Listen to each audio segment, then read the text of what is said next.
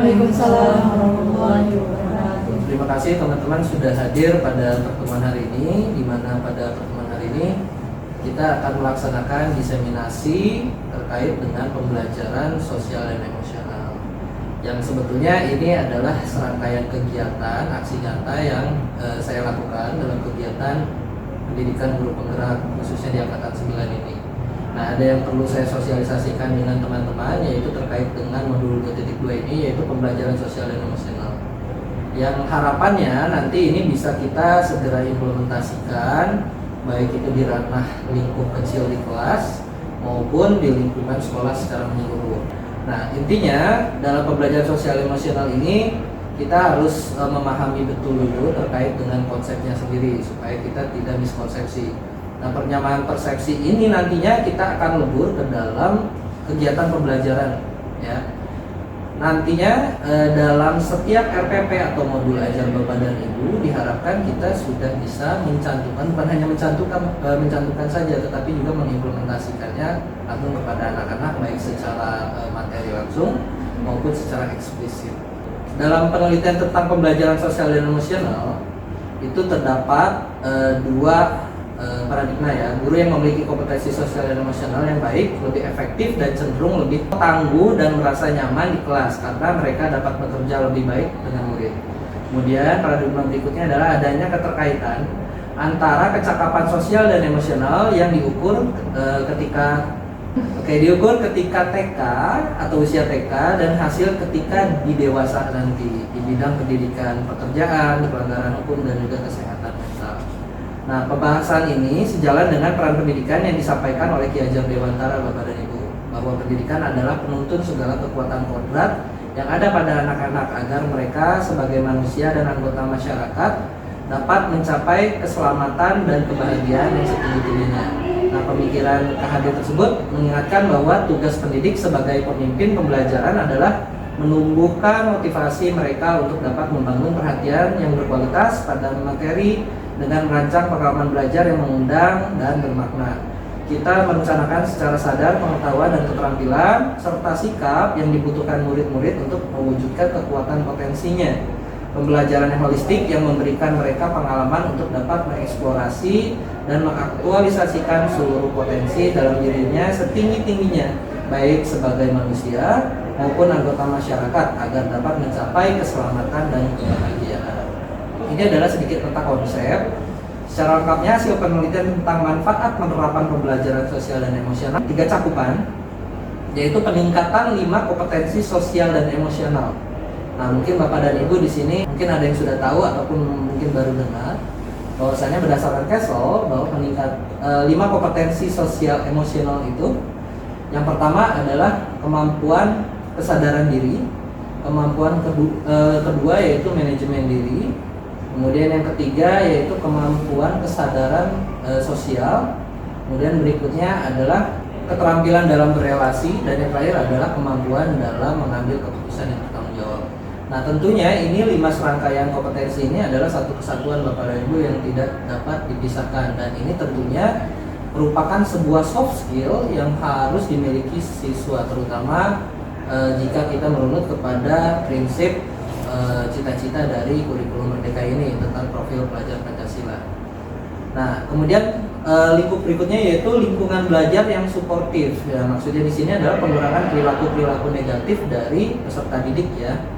Kemudian yang terakhir harapannya yaitu peningkatan sikap pada diri sendiri, respek dan toleran terhadap orang lain di lingkungan sekolah. Peningkatan performa akademik siswa nanti yang akan menjadi muara goals-nya ya. Nah, Bapak dan Ibu, dengan mencermati diagram tadi, kita semakin memahami urgensi pembelajaran sosial emosional, yaitu peningkatan kompetensi sosial dan emosional, terciptanya lingkungan belajar yang lebih positif, peningkatan sikap positif dan toleransi murid terhadap dirinya, orang lain, dan juga lingkungan sekolah. Selain itu, PSE di kelas terbukti dapat menghasilkan pencapaian akademik yang lebih baik. PSE memberikan fondasi yang kuat bagi murid untuk dapat sukses dalam berbagai area kehidupan mereka di luar akademik, termasuk kesejahteraan psikologis atau well-being secara optimal. Selanjutnya, Bapak dan Ibu, pembelajaran sosial dan emosional ada pembelajaran yang dilakukan tentunya secara kolaboratif, tidak bisa sendiri, oleh seluruh komunitas sekolah. Proses kolaborasi ini memungkinkan anak dan orang dewasa, dalam hal ini guru maupun teknik, di sekolah memperoleh dan menerapkan pengetahuan, keterampilan, dan sikap yang positif mengenai aspek sosial dan emosional. Nah, mungkin Bapak dan Ibu di sini bisa lihat dari gambar ini adalah diagram Castle. Yang tadi saya sebutkan di awal, terdapat 5 kompetensi dasar dalam sosial dan emosional. Yang pertama kesadaran diri, kemudian manajemen diri, kesadaran sosial, keterampilan berrelasi, dan juga pengambilan keputusan yang bertanggung jawab. Nah, ini bisa kita lakukan pertama dalam lingkup yang paling kecil di satuan pendidikan, yaitu di kelas. Setelah itu kita akan mengembangkan ini sehingga ini menjadi budaya sekolah, budaya positif sekolah yang nantinya bukan hanya siswa dan guru saja, tetapi karyawan pun, teknik pun semuanya merasakan dari pengembangan dari pembelajaran sosial emosional ini. Kemudian langkah berikutnya harapan kita adalah budaya ini akan dibawa siswa ke rumah, sehingga nanti kami harapkan orang tua siswa memahami bahwa pentingnya pembelajaran sosial emosional ini dilihat dari hasil yang sudah kita bentuk dari anak-anak. Kemudian pada akhirnya ya tentunya komunitas masyarakat secara luas. Di sini adalah kerangka kompetensi sosial dan emosional berdasarkan Castle terkait dengan kesadaran diri. Kita sedikit aja ya, di sini ada beberapa contoh, cuman saya akan menjelaskan saja terkait dengan definisi dan contoh kecilnya saja.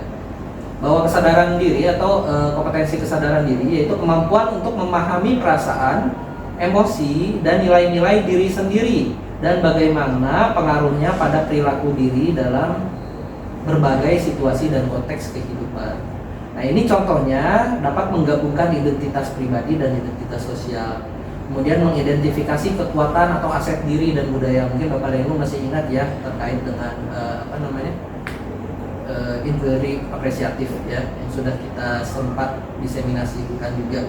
Kemudian mengidentifikasi emosi di dalam diri, menunjukkan integritas dan kejujuran, dapat menghubungkan perasaan, pikiran, dan nilai-nilai. Jadi ini sebetulnya kesadaran diri ini konteksnya lingkupnya adalah pribadi individu. Tetapi bukan berarti kita tidak bisa menstimulus perkembangan dari kesadaran diri. Nanti lebih jelasnya saya akan jelaskan. Kemudian definisi dari kompetensi kedua yaitu manajemen diri, yaitu kemampuan untuk mengelola emosi, pikiran dan perilaku diri secara efektif dalam berbagai situasi dan untuk mencapai tujuan dan aspirasi. Nah, ini contohnya yaitu mengelola emosi diri, kemudian mengidentifikasi dan menggunakan strategi-strategi pengelolaan stres, menunjukkan disiplin dan motivasi diri yang bersifat intrinsik, kemudian merancang tujuan pribadi dan bersama, mendemonstrasikan kendali diri dalam kelompok. Kemudian kompetensi berikutnya yaitu kesadaran sosial, yaitu kemampuan untuk memahami sudut pandang dan dapat berempati dengan orang lain, termasuk mereka yang berasal dari latar belakang, budaya, dan konteks yang berbeda-beda.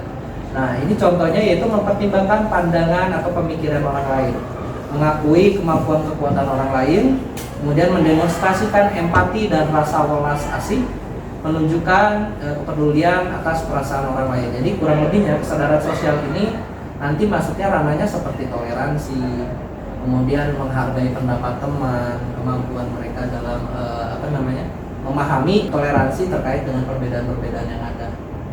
Kemudian berikutnya keterampilan berelasi, yaitu kemampuan untuk membangun dan mempertahankan hubungan-hubungan yang sehat dan suportif. Nah, ini contohnya berkomunikasi dengan efektif, mengembangkan relasi atau hubungan yang positif, memperlihatkan kompetensi kebudayaan, mempraktekkan kerjasama tim dan pemecahan masalah secara kolaboratif dan lain-lainnya, Bapak dan Ibu ya. Dan yang terakhir, pengambilan keputusan yang bertanggung jawab. Ini kemampuan untuk mengambil pilihan-pilihan, membangun yang berdasarkan atas kepedulian, kapasitas dalam mempertimbangkan standar-standar etis dan rasa aman, dan untuk mengevaluasi manfaat dan konsekuensi dari bermacam-macam tindakan dan perilaku untuk kesejahteraan psikologis atau well-being diri sendiri, masyarakat, dan juga kelompok. Contohnya itu seperti menunjukkan rasa ingin tahu dan keterbukaan pikiran, kemudian mengidentifikasi atau mengenal solusi dari masalah pribadi dan sosial, kemudian berlatih membuat keputusan beralasan atau yang make sense, yang masuk akal setelah menganalisis informasi, data-data yang faktual, kemudian mengantisipasi dan mengevaluasi konsekuensi dari tindakannya, menyadari bahwa keterampilan berpikir kritis sangat berguna baik di dalam maupun di luar lingkungan sekolah dan lain-lainnya. Nah, jika kita analisis lebih lanjut, Bapak dan Ibu, 5 kompetensi ini yang telah kita bahas berhubungan erat dengan 6 dimensi profil pelajar Pancasila. Misalkan sebagai contoh, ketika seorang murid perlu mengeluarkan ide yang baru dan orsinil untuk memecahkan masalah, atau ini yang seperti kita ketahui, ini masuknya di dimensi kreatif. Nah, diperlukan juga kemampuan bernalar kritis untuk melihat permasalahan yang ada. Dalam situasi ini, murid tersebut menerapkan kesadaran diri dan juga manajemen diri. Jadi ini sangat berkaitan dengan Bapak dan Ibu ya. Selanjutnya, solusi yang dihasilkannya juga perlu mempertimbangkan akhlak kepada makhluk hidup lain yang dapat dimunculkan dari dimensi beriman, bertakwa kepada Tuhan Yang Maha Esa, dan berakhlak mulia. Dalam situasi tersebut, menerapkan KSE atau kompetensi sosial emosional, kesadaran sosial, dan keterampilan berelasi. Di sini ada contoh latihan kita dalam memahami 5 kompetensi tadi ya Bapak dan Ibu ya. Coba Bapak dan Ibu lihat pada contoh pertama, kegiatannya itu yaitu melibatkan murid dalam membuat keyakinan kelas atau peraturan sekolah untuk menciptakan lingkungan sekolah yang aman dan nyaman. Nah, berarti di sini kan yang terlibat antara guru dan siswa ya, di mana guru melibatkan siswa dalam membuat keyakinan kelas. Nah, KSE yang muncul pada kegiatan tersebut yaitu pertama kesadaran diri, yaitu murid memberikan nilai yang diyakininya berkaitan dengan lingkungan kelas dan sekolah.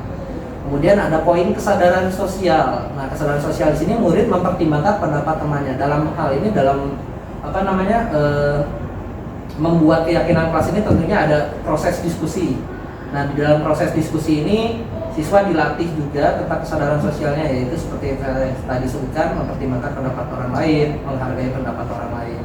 Kemudian yang terakhir adalah pengambilan keputusan yang bertanggung jawab. Nah, ini dapat dijelaskan seperti belajar membuat keputusan yang beralasan berdasarkan logika setelah menganalisis informasi-informasi. Begitu Bapak dan Ibu. Nah, mungkin kita coba di kegiatan kedua. Di kegiatan kedua ini memberikan kesempatan pada murid untuk membaca buku pilihannya dalam suasana yang kondusif. Nah, menurut Bapak dan Ibu, dari 5 kompetensi tersebut kira-kira ada kompetensi apa aja? Nah, mengapa menurut Ms. Farah dalam kegiatan ini pengembangannya ke arah pengambilan keputusan? Karena di situ kan peserta didik diberikan kesempatan untuk memilih, which is di situ dia memilih ada proses pengambilan keputusan mana yang mau saya ambil, buku A, B, C, D. Nah itu di situ ada proses pengambilan keputusan. Betul sekali, Sarah, terima kasih. Betul sekali Bapak dan Ibu. Kira-kira apa lagi Bapak dan Ibu? Oke, gimana Bu? Kesadaran sosial, kenapa?